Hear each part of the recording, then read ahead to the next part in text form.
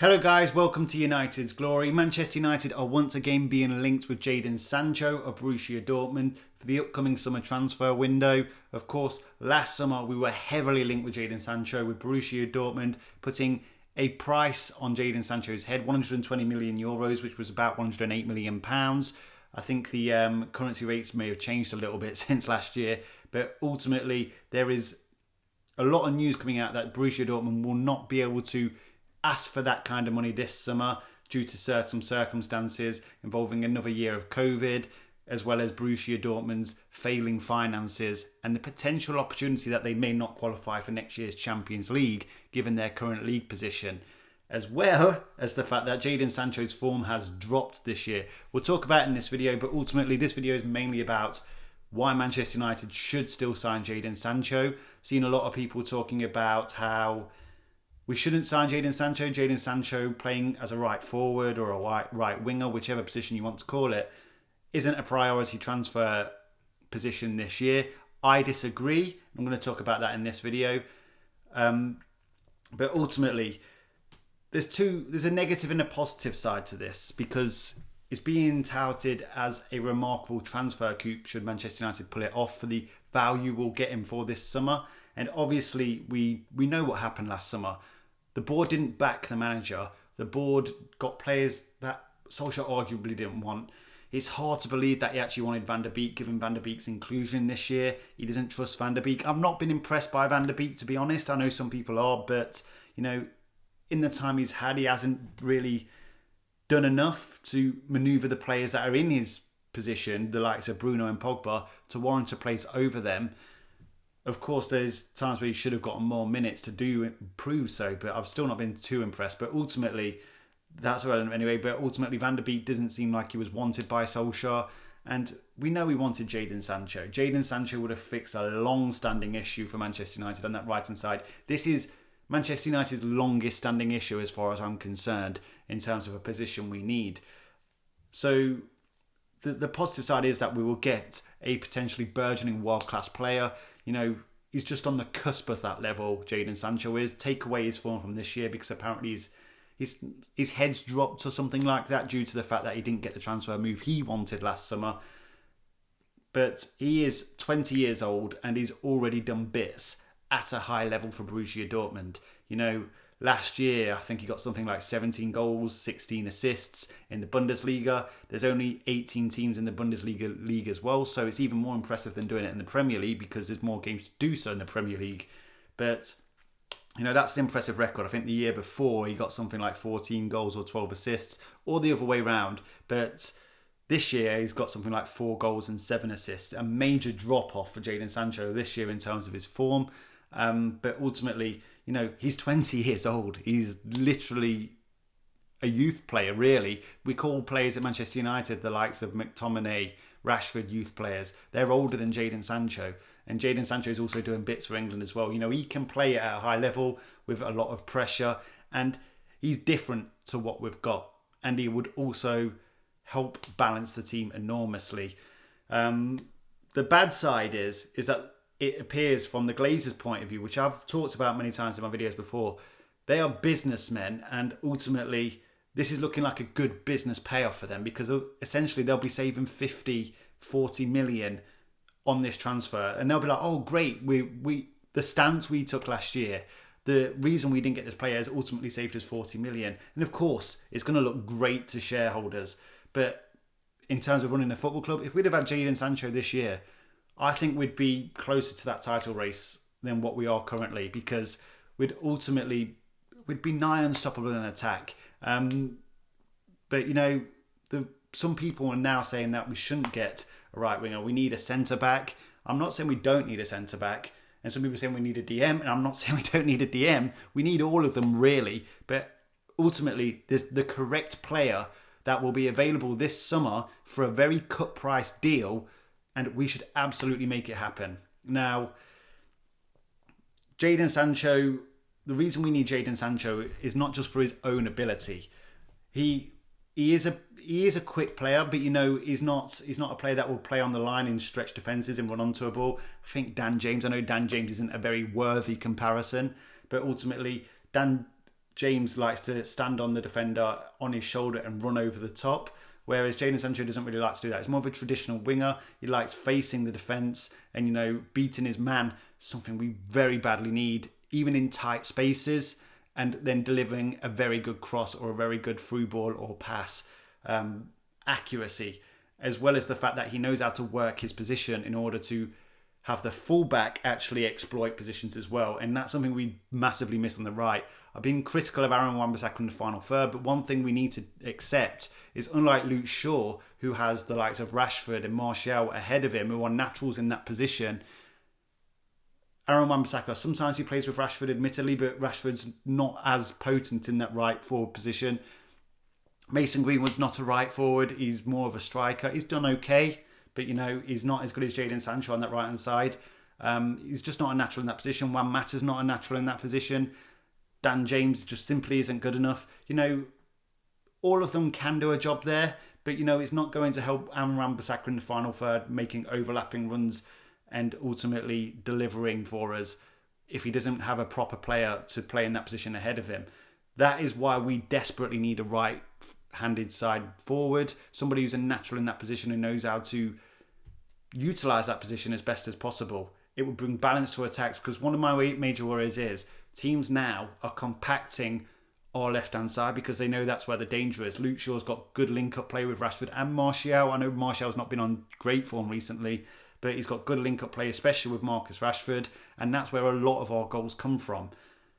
We need the same on the right-hand side so that they don't just compact that left-hand side, that they also have to worry about our right-hand side, because goals can come from our right-hand side as well. Too many times Aaron Wan-Bissaka gets the ball in the final third and it's almost attack over. And that's why we need a player that Aaron Wan-Bissaka can play with and link up with on a regular basis so that we are dangerous from both sides of the pitch. Therefore, other teams won't be able to do what literally West Brom did to us the other day. Compact that left-hand side, so their right-hand side, technically, the opposition's team, and, just stop our most potent side from really playing. And, they would have to, they can't play as compact, so they'd have to stretch out a bit due to the fact that we're dangerous on both sides, and that creates more room for the forwards and Bruno Fernandes to get on balls, because defences will become far more stretched, even when they play deep. That's another good thing Jadon Sancho is good for as well. Martial's off form. I would say Martial is good at playing in tighter spaces. Not exactly world-class in tight spaces, but Marcus Rashford isn't as good in tighter spaces. Both of them like to use their speed over longer distances. Anthony Martial probably medium distances in terms of utilising his speed and agility, whereas Rashford's good from medium to long range. I mean, Rashford's electric on the counter-attack. Jadon Sancho can play in short distances. How to give an example of this is kind of, like Ronaldo and Messi. If you're going to be bursting on a counter-attack, well, we're talking about younger Cristiano Ronaldo here when he was at Manchester United. Electric on the counter-attack. Nani was electric on the counter-attack as well. They could carry the ball over long distances. They could play 1-2 touch passing whilst moving at a high speed. And I'm not saying Messi can't do that. That's ridiculous. But Messi, Arsene Wenger said it. He was awesome in tight spaces. He would literally beat 3 or 4 men with no acceleration in smaller spaces before.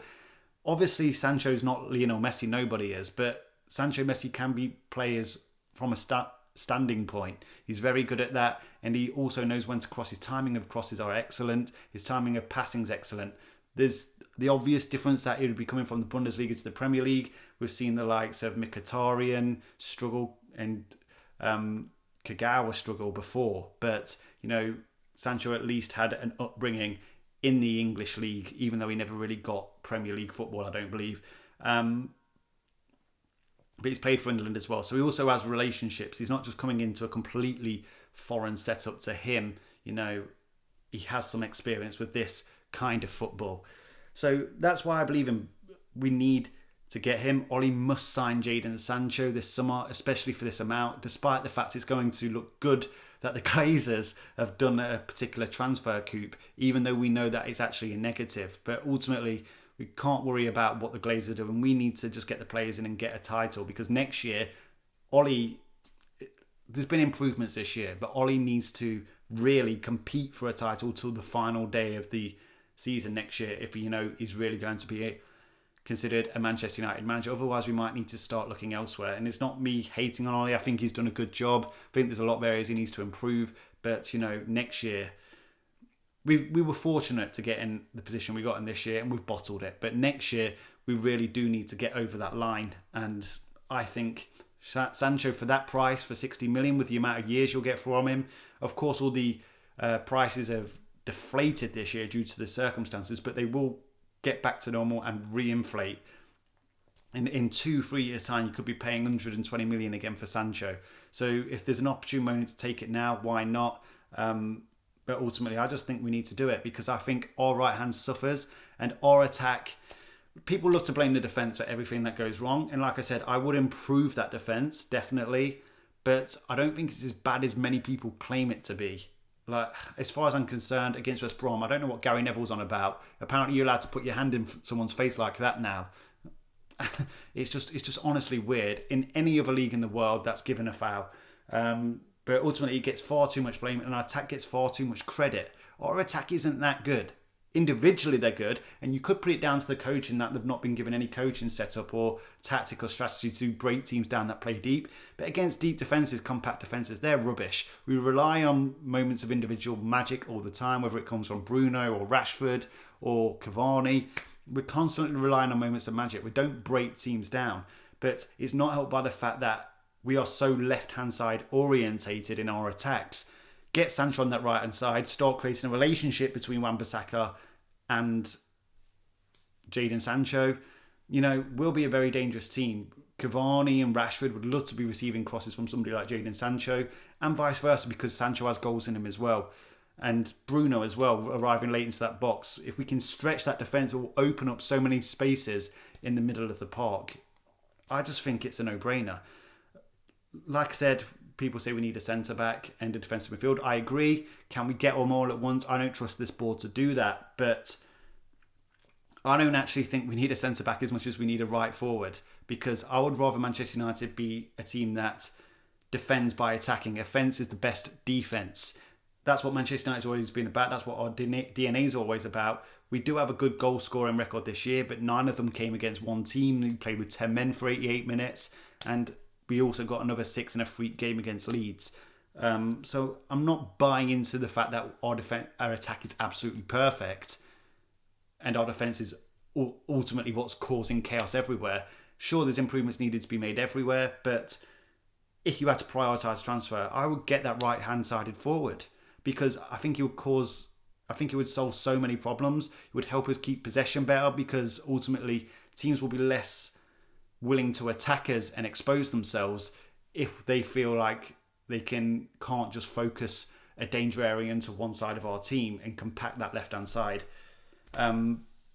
Would I sign a centre-back and a DM as well? I'd sign 4 players this year. I'd get a right-back to, help out Wan-Bissaka. Max Aarons has been spoken about. I think that would be a good signing. Depends how much we can get him for. I'd get a centre-back. People are talking about Koundé, Medina, both good players. Even Sergio Ramos keeps coming up. I would like to get a pacey player. I don't think Bailly can stay fit. I think as good as he is, as much as he is our best centre-back when he is fit, he can't be trusted. And we need to move on from players that can't be trusted to stay fit. I know sometimes it's unlucky when players get injured, but ultimately, you've got to be ruthless in this game. I'd start giving Henderson a chance in goal as well. I just do not trust David De Gea. I think if people hold our defenders to the likes of Vidic and Rio and Stam and Jonsson and Bruce and Pallister, then why aren't we holding De Gea to the standards of Van der Sar and Peter Schmeichel? It makes no sense to me. He isn't at their level. He's not as consistent. And he's not as trustworthy. He's a great shot stopper, sure. So what? He's got no control over his box at all. He's good at control on his line, but anyway, it's not about De Gea. I always go off on one with De Gea, but ultimately, I just think we'd solve a major problem in terms of possession and attacking potency if we got that right-hand side secured. And maybe a centre-back can come after that. The thing is, it's easier to unearth a centre-back or a defensive midfielder for cheap than it is to unearth an attacker. It's very hard to get a good attacker for cheap, especially for Manchester United. I mean, even if you go back throughout our history, you've got the likes of Vidic and Evra for extremely cheap. It can be done. DMs can be brought in that quite cheap. They're usually quite cheap to begin with if you scout correctly. But to get a right forward that's going to walk into our first team without taking them from the reserves or the youth setup, it's just extremely difficult. It's not going to be a cheap acquisition. But anyway, guys, that's why I think Ole Gunnar Solskjaer must sign Jadon Sancho. I think he'd be instrumental, and I think even this season, I think we'd only at most be 3 points off the top of the league if we had Jadon Sancho this year, if the board had backed the manager. It's not great that it's going to look good on the Glazers that they're getting this swoop for Jadon Sancho for nearly half the price that it would have cost. It was probably in their planning to do this, but it looks like a major payoff for them. And we don't want that because they'll try and use this as an excuse to not back the manager every time because they're looking suave trying to, get these cut price deals. And sometimes you've got to be aggressive in transfer market and they're not necessarily that. But, at the end of the day, it's better to have the player than no player at all. So as much as I don't want the Glazers to get credit for this kind of deal in Ed Woodward, I'd rather just get him because we're getting 10 years out of Jadon Sancho. Easy. So I just think it's a no-brainer. It's not, like you say, it's not necessarily just about the position we need the most. I think it is the position we need the most. But ultimately, it's getting that calibre of player for that price. It's being opportunistic when those prices really drops. Because like I said, his form's dropped this year, so he's not worth as much. He wants to leave. It's become obvious. It's affected his form. Borussia Dortmund could potentially not qualify for the Champions League this year, which will be a huge revenue drop for Borussia Dortmund, and they're already struggling financially. Just get it done. Just get it done. I think it will pay off in the long run. But anyway, guys, thanks for watching. Let me know your thoughts down in the comment section. If you love talking about Manchester United, I do believe you'll like this channel. If you don't like the channel, of course, you can always unsubscribe in a day, a week, a month, a year. That's no problem. But, hit the subscribe button, give it a chance. Smash the like button if you think Jadon Sancho is the right player for Manchester United this summer. Until next time, talk soon.